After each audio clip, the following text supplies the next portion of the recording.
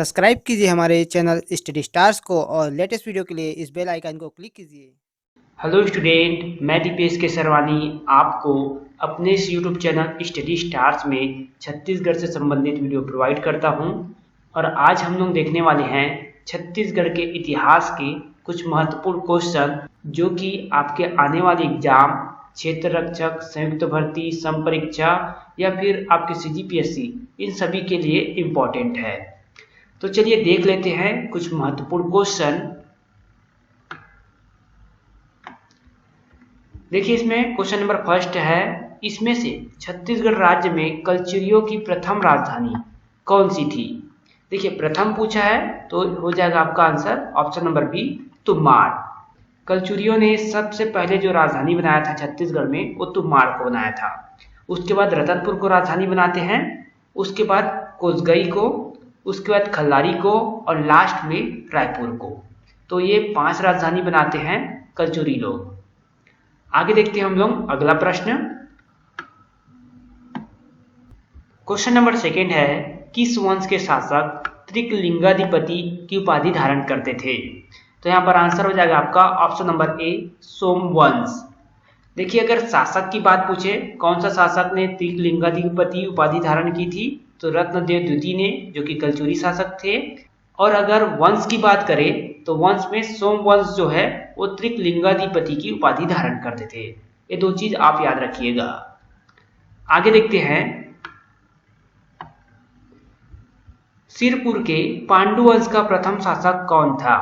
तो option number B, Udayan. Udayan जो था वो सिरपुर में पांडु वंश का प्रथम शासक था और उदयन को आदि पुरुष के नाम से भी जाना जाता था। इस बात को भी याद रखिएगा। चलिए अगला प्रश्न देख लेते हैं। क्वेश्चन नंबर 4 है, पाली के शिव मंदिर का मरम्मत करने वाले कलचुरी शासक थे।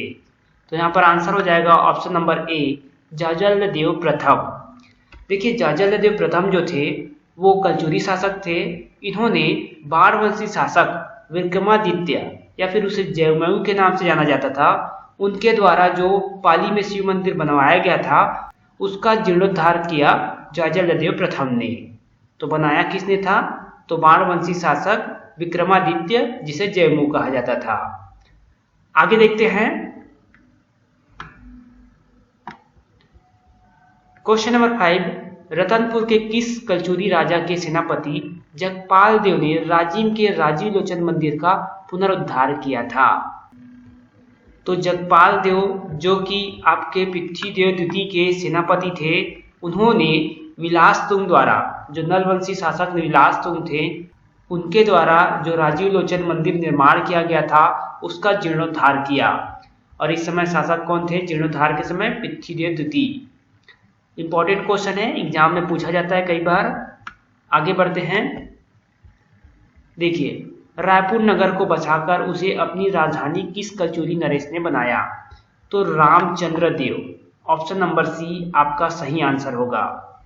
रामचंद्र देव ने अपने पुत्र ब्रह्मदेव राय के नाम पर रायपुर नगर बसाकर उसे अपनी राजधानी बनाया था।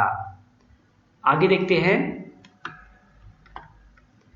देखिए, काफी इंपॉर्टेंट क्वेश्चन है यहाँ पर और एक मोस्ट इंपॉर्टेंट क्वेश्चन है, छत्तीसगढ़ में आधुनिक काल में सती होने वाली पहली महिला थी। तो देखिए, सती होने वाली पहली महिला थी उमाबाई। उमाबाई क्या है, बिंबा जी के साथ सती हो जाती है, जैसे बिंबा जी की मृत्यु होती है। रमाबाई जो रहती है वो जंगल चले जाती है, वन में चले जाती है। और आनंदीबाई जो है वो शासन को संभालती है। तो 3 पत्नी थी बिंबा जी भोसले के, और उसमें से उमाबाई जो है वो सती होती है, रमाबाई बन जाती है और आनंदीबाई शासन संभालती है। इंपॉर्टेंट है। आगे देखते हैं अगला प्रश्न।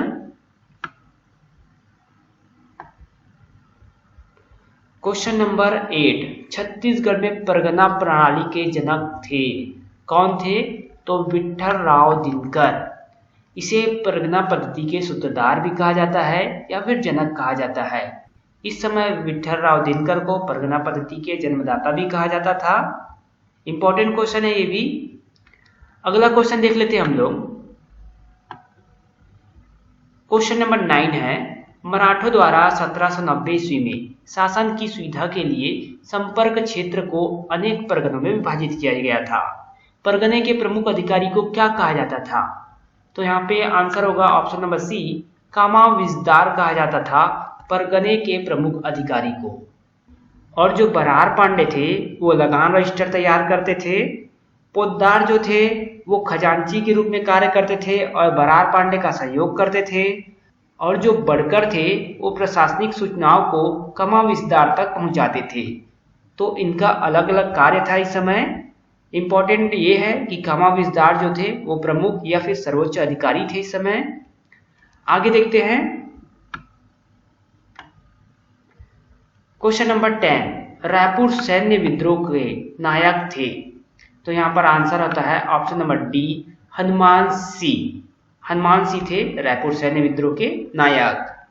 और हनुमान सिंह को छत्तीसगढ़ का मंगल पांडे कहा जाता है, क्योंकि हनुमान सिंह जो है रायपुर फौजी छावनी में मैगजीन लश्कर के पद में थे। इन्होंने अपने समय पर, उस समय जब ये मैगजीन लश्कर में 3रे बटालियन में थे, उस समय ये कैप्टन सिडवेल की हत्या कर देते हैं। शाम को उनके घर पर जाकर उन्हें गोली मार देते हैं। तो उस समय जो है हनुमान सिंह वो तो बचकर निकल जाते हैं, लेकिन उनके साथ उनके जो 17 सिपाही दोस्त थे उन्हें पकड़ लिया जाता है और उन्हें फांसी की सजा दे दी जाती है।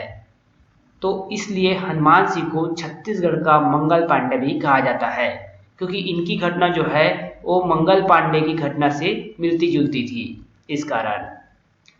तो चलिए यहाँ पर इम्पोर्टेंट जो आपके 10 क्वेश्चन थे छत्तीसगढ़ के इतिहास से वो कंप्लीट हो जाता है। और भी क्वेश्चन देखेंगे हम लोग अगले वीडियो में। फिलहाल वीडियो यहाँ पे समाप्त होता है। अगर आपको वीडियो पसंद आया तो इस वीडियो को आप लाइक करें, और अगर कोई नया स्टूडेंट हमारे चैनल में पहली बार आया हो तो चैनल को सब्सक्राइब करें। साथ ही हमारे टेलीग्राम चैनल में जुड़ने के लिए नीचे डिस्क्रिप्शन बॉक्स में लिंक दिया गया है, वहाँ से आप ज्वाइन करें।